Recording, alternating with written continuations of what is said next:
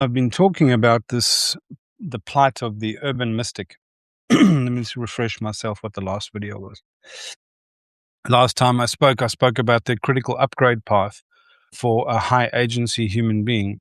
And really, I'm just putting the same project that I'm talking about into language that's topical these days. People are talking about high agency human beings. What does it mean to be a high agency human being? And why am I talking about a critical upgrade path? The implication of that video was that we're all becoming something day by day.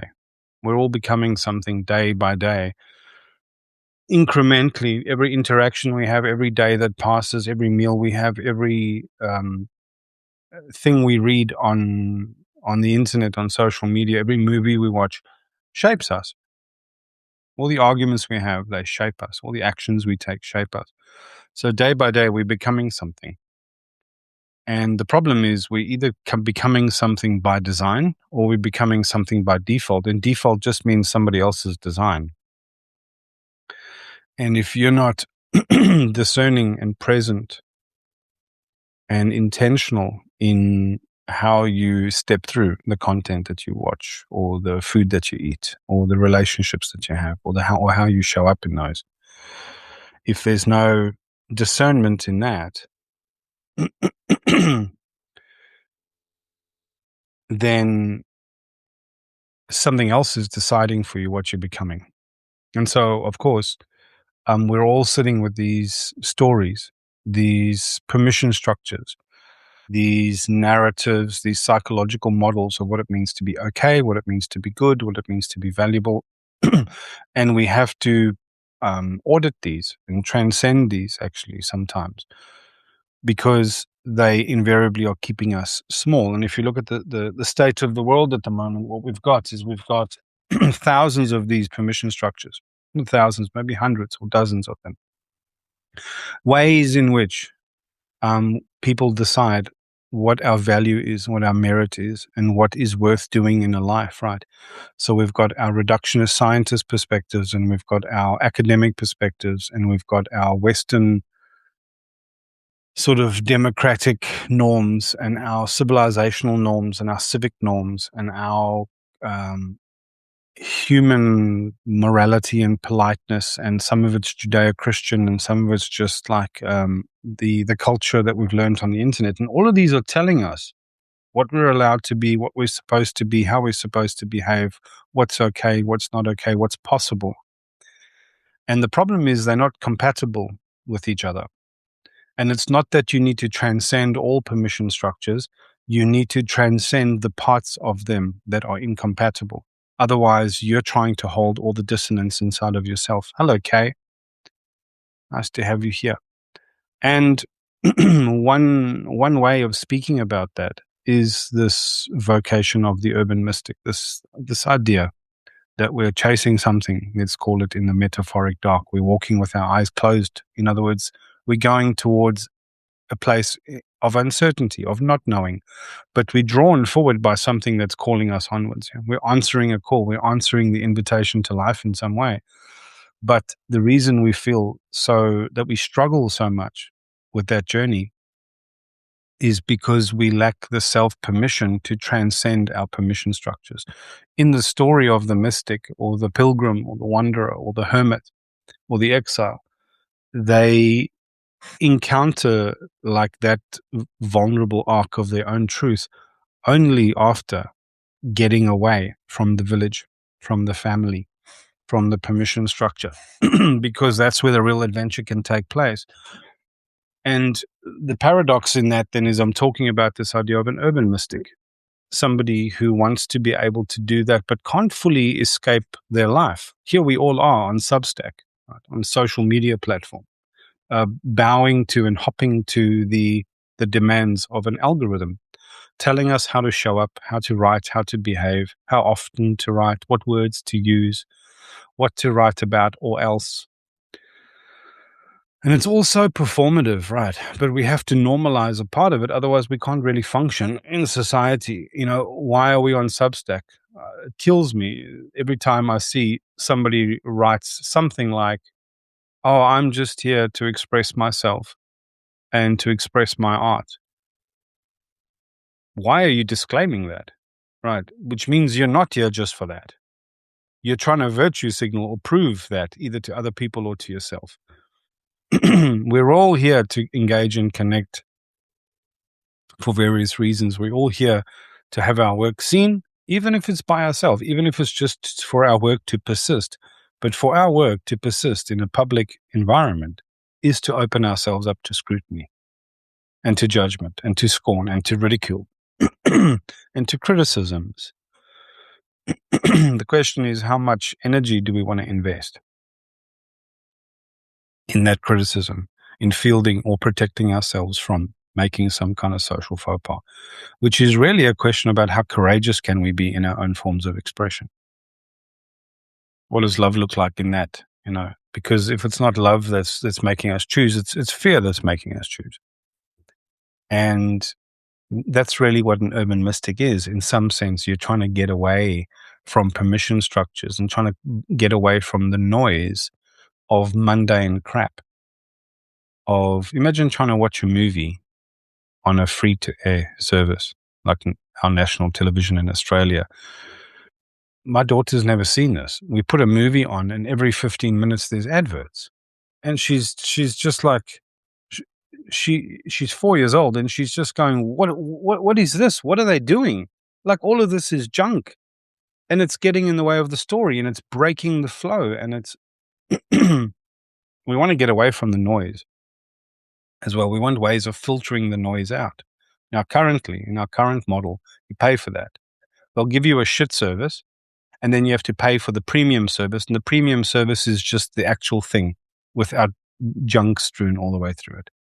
The free version of a software is just enough to get you hooked to realize that you need the subscription, so that they can charge you an arm and a leg month on month on month while you own nothing and you get nothing.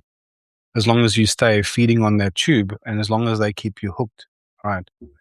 Every social media system, every social permission structure in academia, in any healing arts, yoga instruction, everything is designed like an orthodoxy, a system to keep you locked into the system. It's not designed in a way to actually uplift human beings and uplift souls. So you have to find a way. How the hell? Hey, Jennifer, how do we find that way to transcend the permission structures and to dial out the noise without buying into these 6 subscription models? How do we subscribe to more deeply to life? How do we chase that invitation in the dark, as it were? And it's metaphoric. How do we chase that invitation in the dark towards our calling? Right? How do we practice our crafts heading in that direction, navigating a landscape we've never navigated before? This is all brand new for us. Every day is brand new. There's something changing in the world that you could not have foretold. Every single one of us begins our journeys like the fool in the tarot cards, the fool, the one who imagines they're on some great adventure, only to immediately fall catastrophically over the precipice, right? And land and meet reality at terminal velocity, whereupon all our illusions are shattered and our permission structures are just eviscerated. And we land in that crucible of life, whether it's a relationship or a career or a big life choice. We would never make those choices if we knew what was waiting for us. But that is so essential for us to make those choices. We throw our hat over the fence before we know what the reality looks like on the far side. Because if we knew what it would take from us, we would be too timid to take that first step. It takes exactly that kind of foolish bravado to dive into life. But it also then takes that radical undoing of the journey to tell us who we are. It's that alchemy in which the magic happens. Yeah, nobody's joined. Hello, nobody. So what am I talking about here? I'm talking about the plight of the urban mystic and what this means in a modern context. So if you are some kind of a seeker, and there's only so much joy that you can find in an existing system or an existing book or an existing teacher, because you still want to walk your own way. This is what I'm encountering everywhere. Nobody wants to learn from a teacher. Nobody wants to learn from a book, or they want to learn from the book that they want to learn from. They want to practice the thing that they've fallen in love with. Fine, do that. But even on that journey, that journey is going to ask of you to defy existing permission structures. It's going to ask of you eventually to hold space for the paradoxes that brings up. How do we hold our personal development journeys together, our containers and our relationships, and our work, our crafts and callings in this world? How do we hold all those things together? Because by definition, there's no such thing as a balance between these things. These are three things that are pulling us always in opposite directions. This commitment to ourself and our becoming, which is itself a paradox. So there's the project of self, there's the project of our relationships and our containers, and then there's the project of our work, our vocation in the world. And those three things, self, container, and work, they're always pulling us apart in some way. And we don't get to just choose one. We have to balance all three of them, because without which, what's the point of any of this, right? And the world doesn't prepare us for that. Our permission structures, our school, our pop culture, our forms of social initiation, they do not prepare us for that kind of project, that kind of product ownership of our own becoming. Even if you just take the self, that first pillar, self, right? And you look at the tension in that project, the inherent tension, permission structures. Yeah, I'll do that in a second. Hey, Jacob, nice to have you here. Even in that first project of self, there is the part in me that goes, doesn't everybody just feel like this? Oh, for God's sakes, can I just stop having to try and change and be? I just want to be who I am. I want that to be enough sometimes. I want it to be okay where I am. I want to belong to my journey. I want to feel whole and home, just how and where I am. I want some form of radical self-acceptance or acceptance from the world. And this alludes to the permission structures Jacob is talking about. But in the other sense, there's something calling me. I have something that's not a shallow ambition, that I want to evolve in some way or grow in some way or become in some way. So there's this natural tension between being and becoming. How do we hold space for both? Even that is a paradox that can sometimes pull us apart. It's the primary paradox. So I'm going to go back quickly, because we're talking about these three projects of life, about our what calls us forward and the crafts of our life, the craft of personal leadership and personal development and self-becoming, the craft of self-acceptance, the craft of parenting, of relationships, of leaderships, and the craft that we put into our work in our efforts to become something, to follow our callings. But to follow our callings, we are always doing so in objection to or in defiance of an existing path that's been laid out for us. And that's what I mean by permission structures. We get permission to say things. That's what politeness is. Politeness is a way of brokering permission to act and to be and to speak, to take up space on the road and in life, right? You get told from a young age how to do that. Every single one of us on this call has an experience of what it means. You were taught as a child what love looks like. That might have been good or bad, right? That set you up for the rest of your life with your trouble in finding love and loving yourself and showing love, right? Because of how it was modeled to you. How it was modeled to you was always in the context of an imbalance of power. Your parents had some form of agency or power that you lacked at the time. And so you had to comply with or contend with some form of permission structure, which they may have gotten from society and from their neighbors or from their parents or from church or from their forms of education or whatever the political ideology was at the time. But we all struggle with those internally. Religion is a complicated permission structure. All religion is a complicated permission structure. On what basis do I give myself permission to take actions in this world? Either I'm doing this in alignment with some God or some king or some rules, or I'm doing it in defiance of that. And on what basis can I call myself okay and good in that? Everything is down to permission. Where we get our permission is where we get our power. In academia, the permission structure is don't bite the hand. You have to toe the line. You have to play the game. You have to honor the culture that lifted you up, even if it is acting badly. There's these churches do that, social structures do that. We're all acting within permission structures. Is that answering your question, Jacob?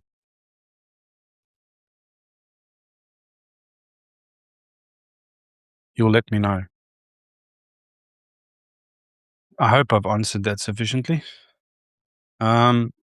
Yes. Okay.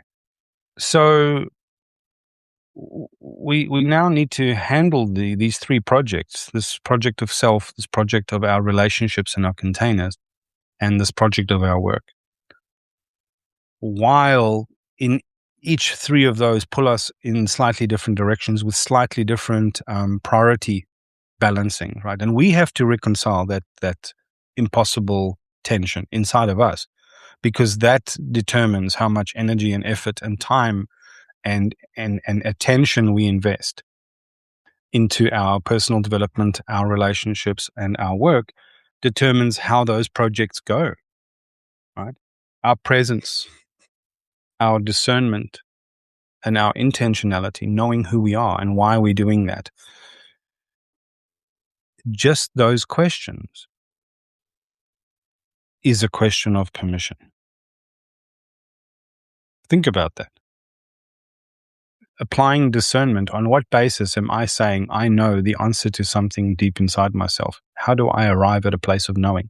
How do I sit with uncertainty and not knowing and still choose to move in a certain direction that may cause me regret, that may actually impact other human beings? As a father and as a husband, you adopt some form of leadership in the family structure. And that means you can't not do your best because there's real need there. So I can't spend too much energy and time and attention second guessing myself. I have to be decisive also, because I don't want to create uncertainty. And I don't have the luxury of deferring to a good book and saying, oh, Jesus told us so, or it says in Corinthians 5:17, or Ecclesiastes tells us something. I can't rely on that, because I don't buy that permission structure. I think there's beauty in that religion. I think there's meaning underneath all of it. But I think the permission structure that's wrapped around it is built for a simpler time, when people had to contend with different kinds of problems that do not have an analog or an equivalent to the reality that we're facing at the moment. And I don't believe that somebody died for my sins. I don't believe that somebody's going to redeem me and just fold me up into the great everything because I surrender all accountability. I can't reach that. I can't reach that. But what I can reach is a form of self-accountability, of a sense-making and a meaning-making in the world. I have to realize that in that form of leadership, I am partially responsible for the stewardship, not the whole direction, just the gardening of another person's soul. And like gardening, it's not my job to have a vision for how the garden needs to look. It's my job to tend what wants to come through here so that it can grow and flourish in its own way. So in that, I need an enormous degree of self-permission, right? And there's risks of making mistakes. I can make mistakes. I can make mistakes as a teacher. I can make mistakes as a consultant. I have a private practice where people come to me for serious life advice and serious insights into their own inner mechanics and their own forms of permission. I can have impacts on people's lives that have impacts on other people's lives. One way to do this, the normal way that we get taught to do this, is to seed our decision making to some structure, Stoicism. Or a famous one is the way people interpret Taoism, because they're so afraid of making a choice They become pacifist and inert, and they say, I'm not going to do anything because it'll all just get done on the day. Some of the ways things get done on the day is through the participants in life, and we're all participants in life. And guess what? Modern life has imbued you with an enormous degree of agency. Just to have access to the internet is to be able to put an idea into the world that can potentially affect every single person that goes onto the internet that also speaks the language that you do. And nowadays with translation services, with anybody on earth, right? We don't know how that's going to roll out. So, but if you're like me, the reason you're doing it in the first place is because some sort of heart calling, because you want to make a profound difference. And let me tell you what, the sociopaths and the fucking broken people, the people without soul, have none of your reservations. And they're just taking up all the air in the room and telling us who we are and telling us what to think and telling us what they think. And saying the most outlandish things with utter confidence. And some people aren't even doing that. They're just regurgitating what an AI large language model told them sounds clever. They're getting their permission from this brokered, synthetic, undead thing.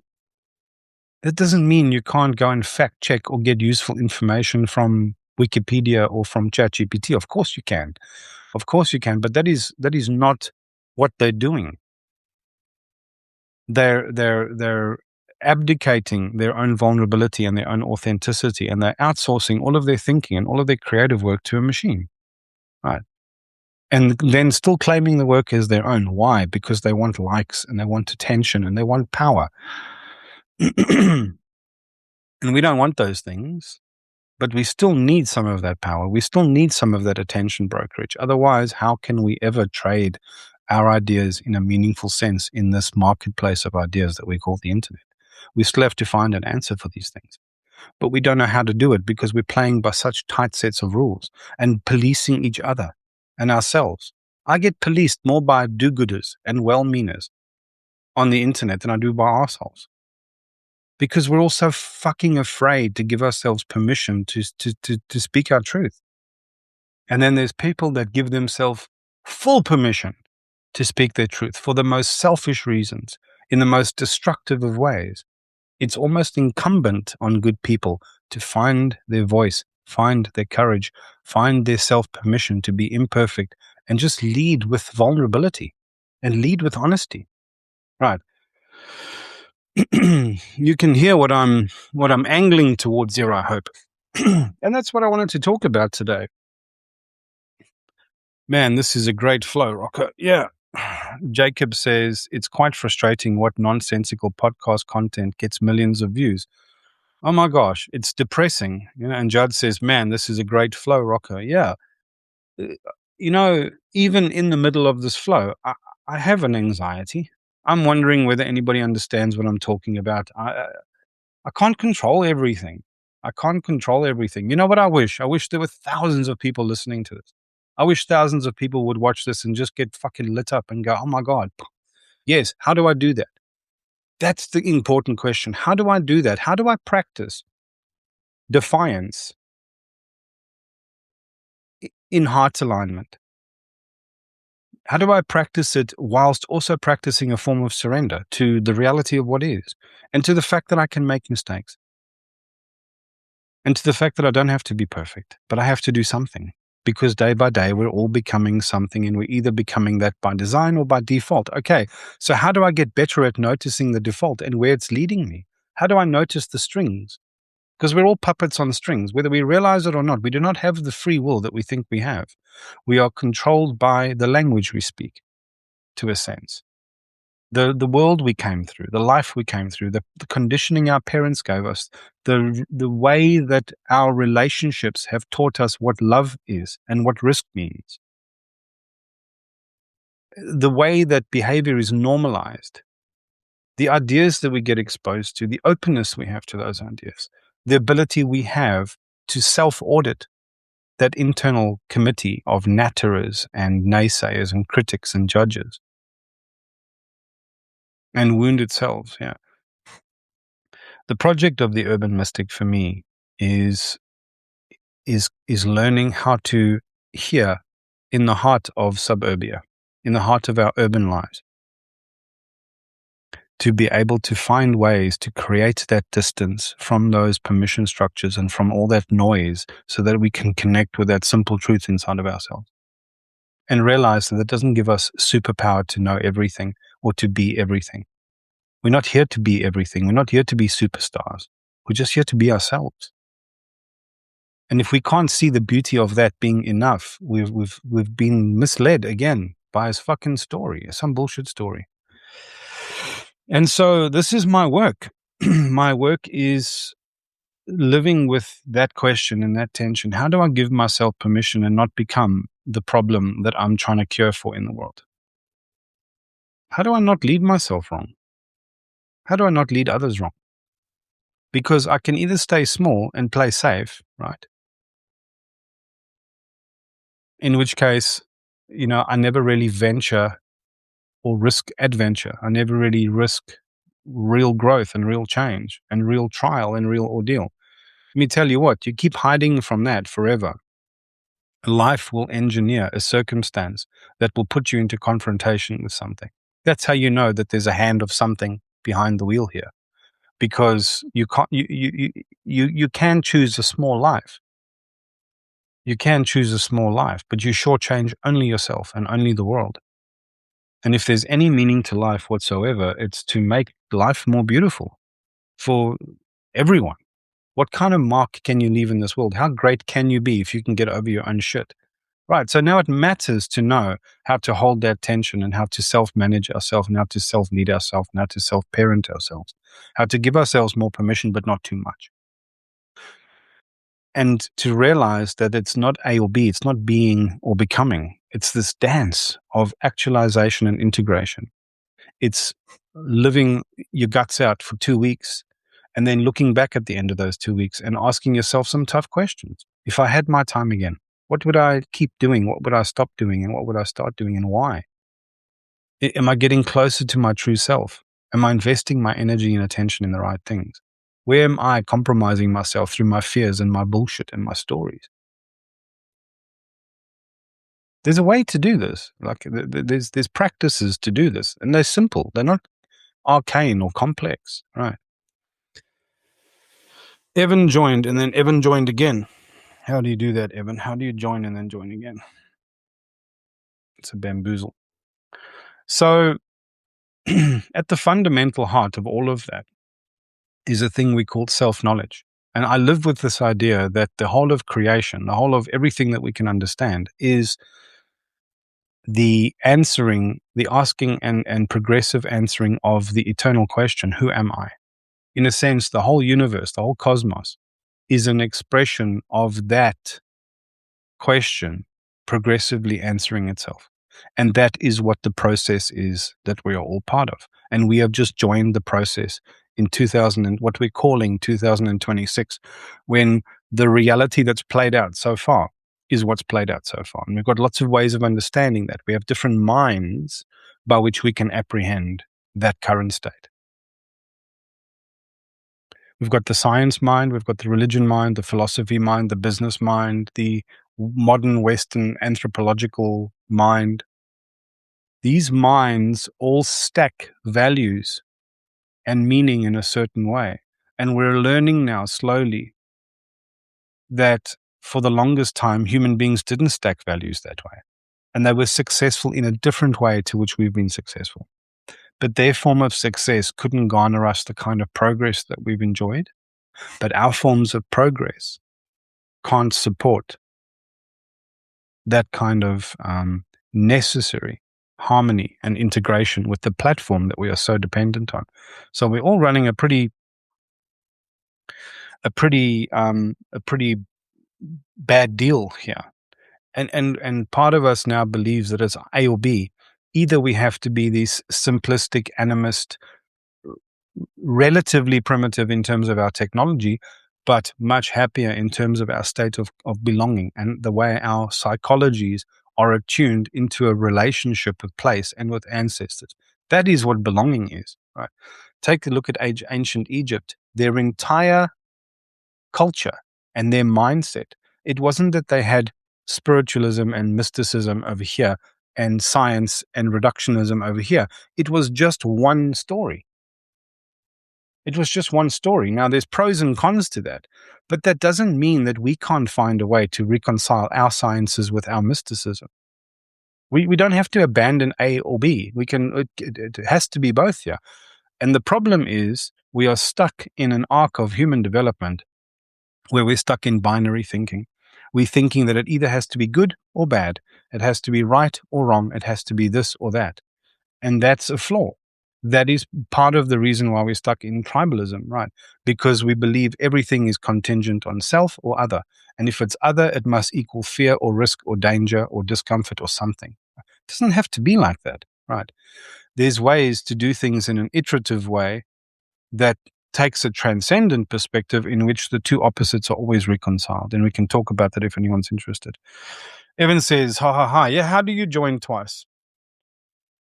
Jacob says, permission is an interesting lens to see everything through. Thanks for the new conceptual tool. Yes, so much of my work is about permission. And it's not just about on the granting of, it's on the basis that you give yourself permission to give yourself permission. Because nobody wants to be a piece of shit. Nobody wants to be like the sociopath and the narcissist or the one who's making the world darker because of their unbridled certainty. I never want to paint myself into a kind of corner where eventually when I meet my truth, I realize my world is littered with regret and my truth is bullshit. Nobody wants to do that. Duality is a compression algorithm for the infinite. Yes, duality is how we express infinity in the medium of finitude. Space-time is a package deal. For something to take up space, it has to exist in time. For something to exist in time, it has to operate in space. There has to be distances between here and there, between now and later. It is how to introduce relativity and multiplicity into something which actually is a universal expression. That's exactly it. So we're talking about permission. How do I give myself adequate permission? And how do I do so in a way that doesn't put me in danger of self-delusion or in causing myself and others some kind of damage or harm? That's the question. That's the question. I'll read you something. This is how I sat with the question. It says, to be a leader, leading yourself is to be a leader. Being able to give yourself permission, and on what basis, is the question of a leader. Leadership, by definition, is the mindset that can straddle paradox, that can be the container in which difficult, intractable paradoxes pull at each other with attention, but you have to be the reason that answers the unanswerable question. You have to be the one that decides, this is what love looks like to me, and I'm prepared to risk making a mistake for the sake of that love. That's called courage, right? Can we still make mistakes? Yes. Mistakes are how we learn. But as soon as I know better, I commit to doing better. That's also leadership. So this is how I wrote it down. This is how I encapsulated my permission to give myself permission. To be a leader is to understand. And I didn't use this word arbitrarily. Understand doesn't just mean I worked something out. Understand in an archetypal sense means I not only know, but I know why I know. I've worked out how things work and how I've gotten underneath this question. To be a leader is to understand that doing something imperfectly with the right intent, in other words, the right intentionality coming from the right place. To be a leader is to understand that doing something imperfectly with the right intent and a willingness to take on feedback and a commitment to improve requires no time to get started, no barriers to starting, and should require no permission and carry no risk of blame if mistakes are made. Mistakes are how we learn, And actualization is the leadership of self. Now, think about that again. It covers all the bases. To be a leader is to understand that doing something imperfectly with the right intent and a willingness to take on feedback. I'm always amenable to challenge. I'm always amenable to challenge. That's a deal that I make with myself. I'm amenable to challenge. I'm living by the question, what is most beautiful to my soul and what does love look like right now? And if at any point in time someone can say to me, hey man, what you're doing there is fear, it's not love, I have to become amenable to challenge. That's my commitment. That is who I am. I am someone who is amenable to challenge. And I've made that decision. And on the basis of that decision, decisions are made in the heart or they're made not at all. So I've made that decision in my heart. That is who I am. And on that basis, I give myself permission. Because I know why I'm doing things. I'm doing things to answer the question, what does love look like right now?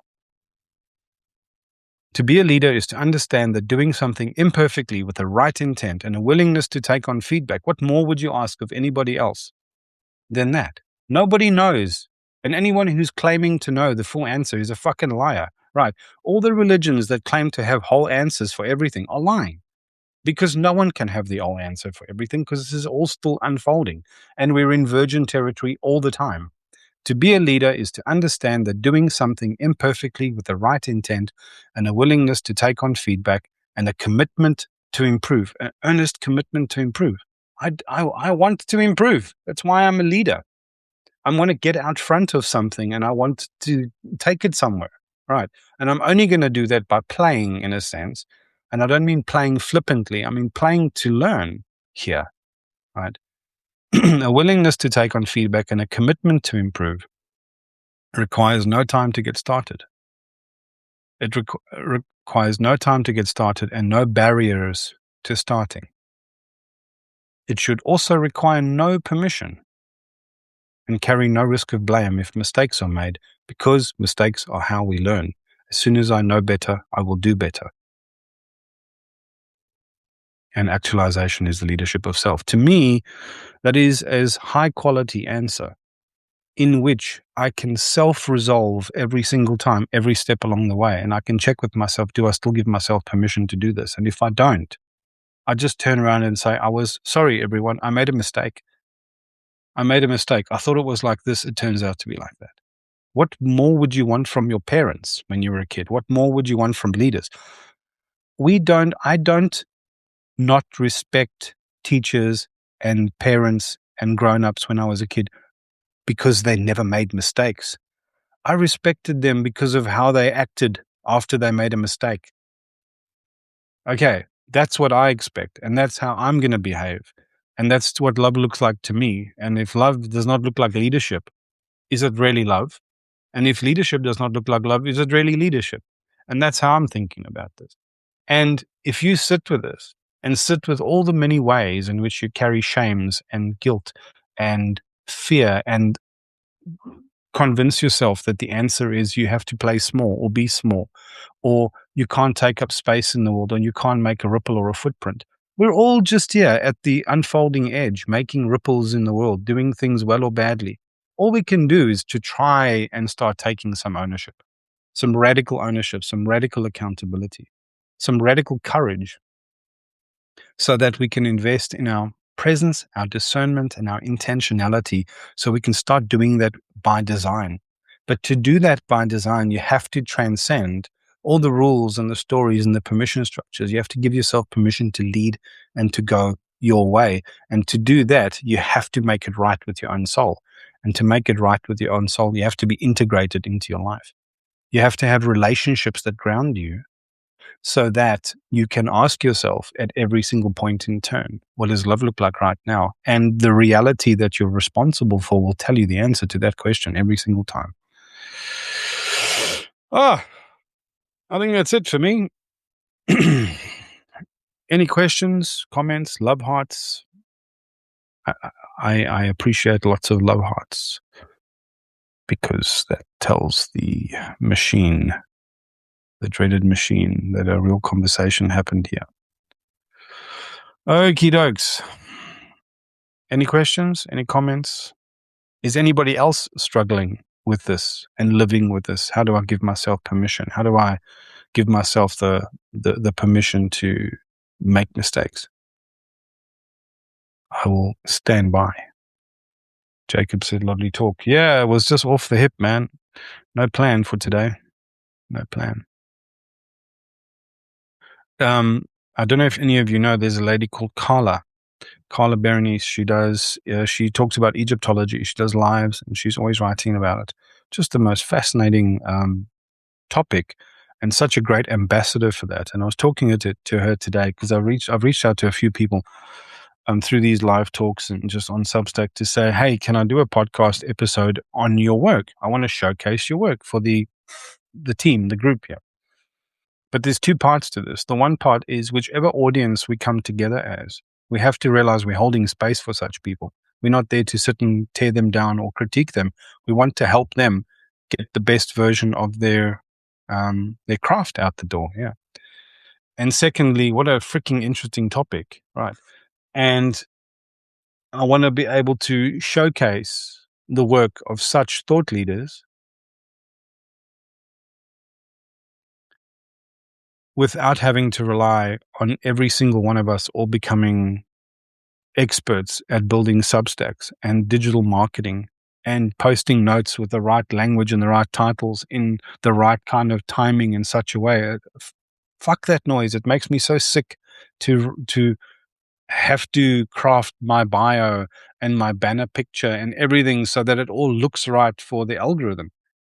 Jesus, where are the human beings, man? So I want to find some of the humans and come together and say, let's stop acting like that. Let's stop acting like we're working with $100,000 production budgets on a podcast. I'm a dude at a desk in suburban Perth with no fucking budget, right? Trying to make a living out of my work, failing dismally at that. But the reason I'm failing dismally is because I won't play the game. But I don't want to have to play the game. I want to play another game. I want to play the higher game. But I need people to play with. I need people to subscribe to my work and to subscribe, more importantly, to this idea. To put their hands up and say, I have something to share into that circle under the same heart conditions, also heart aligned. I want to be part of that audience that can hold space for Carla's work. For example, I'm using Carla as an example. And the reason I'm using Carla as an example is because the thing that's hampering Carla the most is not her access to knowledge and information. She's fucking brimming over with it. It's her own form of self-permission because she comes from academia, a place she had to walk away from because she eventually realized that the whole thing is a sham that's designed to keep the sham going. So they're not interested in getting to the bottom of their own topics. They're interested in keeping alive the dogma so that no one can be a heretic, so that the whole system can just keep initiating more people into itself so it can keep alive. It's a death spiral, right? And what came up in that is Carla was trying to prepare so much for this podcast. I just said to her, dude, you're pouring cold water on the joy here. And all of it came down to this vestigial systems of permission that she was kind of dragging around with her like a cross, right? We have to let go of those fucking crosses. And the one way we can do it is if we're no longer in exile. We have a place where we belong, which is why I'm trying to kickstart the A Better Way project. It's a separate Substack, not mine. I hope it one day to be ours so that we can come together in this spirit so that speakers like that can share their incredible knowledge and understanding with us so we can apply it in our projects and just get a kick out of it so that we can also contribute back by simply being the audience that holds space for beautiful questions, gives lots of love hearts, shares that person's work so that we don't have to rely on an algorithm to tell us who we are. That's credentialism. It's broken. We need to authenticate credentials, Jacob. Jacob says credentialism sucks, but it's the ism part of credentialism that sucks. We still need to know somebody's bona fides. I still would like to know how they believe they know something. I'd like to understand on what basis they give themselves permission to speak. I want to know the answer to that question because that tells me something, and it tells me something important. Now, our ancient traditions used to institutionalize initiation. Initiation was how a group vetted somebody for participation in anything, participation in life. Right? And when you had your participation in life vetted and you went through that trial, you had to also choose to subject yourself to the authentication mechanism of the group. That doesn't mean you take your permission from the group, but you certainly validate your belonging to the group by your willingness to belong to the group. And that needs to be validated by other people who know how to hold the line. Otherwise, what line are we holding? Right. So we need to authenticate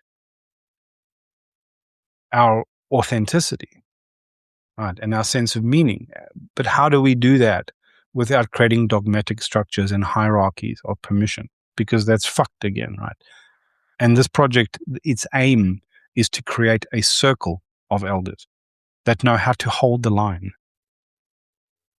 so that we can hold space for this kind of change and this kind of growth that we want to see living in the world. Ladies and gentlemen, 46-minute mark. I think I have definitely spoken enough. It was a bit of a focused ramble today, talking about the plight of the urban mystic and how that resonates actually with all of us. We can recognize that archetype inside of ourselves and how that requires of us to transcend our permission structures and transcend